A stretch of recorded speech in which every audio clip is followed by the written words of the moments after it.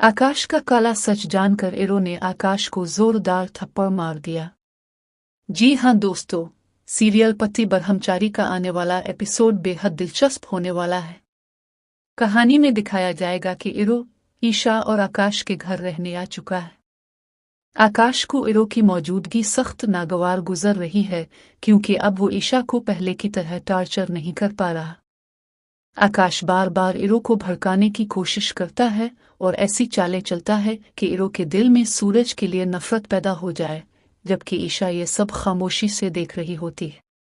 जैसे ही इरो घर से बाहर जाता है, आकाश मौका पाकर ईशा को नुकसान पहुंचाने की कोशिश करता है, मगर ईशा ने पहले ही एक चाल चल रखी होती है और आकाश को ये मालूम नहीं होता कि इरो दरअसल घर में ही मौजूद है।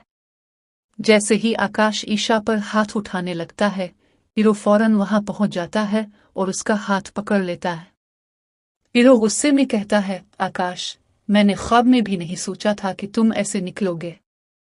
तुम मेरी बहन पर हाथ उठाने जा रहे हो।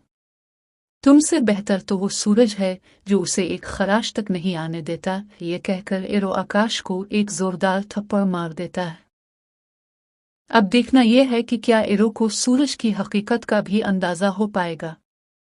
इरो के थप्पड़ के बाद आकाश गुस्से से आग बबूला हो जाता है, मगर खुद को संभालने की कोशिश करता है, क्योंकि उसे एहसास हो जाता है कि इसका राज अब खिलने वाला है।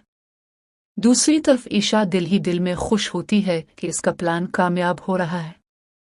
आकाश गुस्से में कहता है, इरो, तुम्हें इस सब का बहुत बड़ा पछतावा होगा।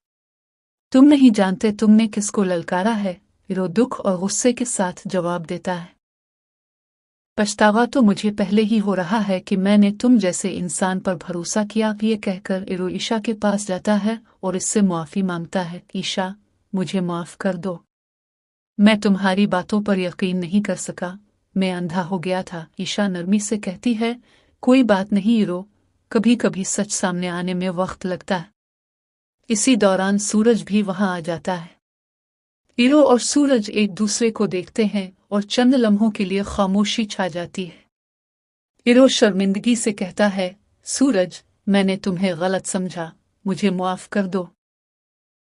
सूरज मुस्कुराकर जवाब देता है, दोस्ती में मुआफी नहीं होती इरो, बस समझ आ जाना ही काफी होत।